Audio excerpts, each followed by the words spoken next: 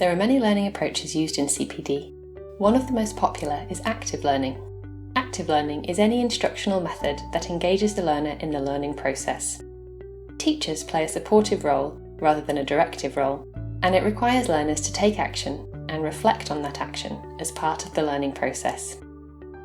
Active learning is the superset of several learner-centered instructional methods and techniques, including peer-assisted learning, problem-based learning, collaborative learning, peer tutoring, and reflection.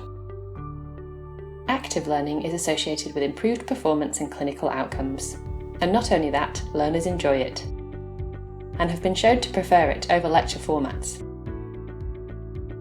Interactivity is an important component to active learning environments. CPD is most effective when associated with learning methods that incorporate interactive engagement of learners.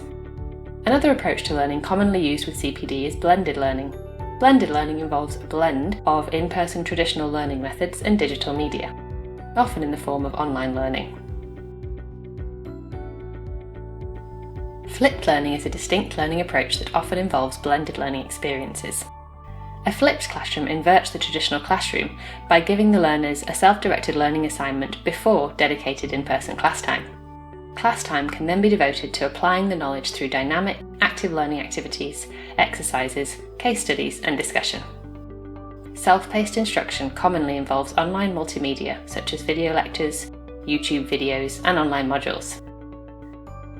When CPD involves skills-based learning, simulation is often very effective. Simulation is an artificial representation of real-world processes to achieve educational goals through experiential learning. In high-risk professions like medicine, it is used to replicate real-world patient scenarios. Medical simulation is a standardised and safe method for training and assessment, as it allows for the acquisition of clinical skills through deliberate practice in a low-stakes environment. Often, an expert models specific skills and techniques, which the learner subsequently practices in the simulation environment.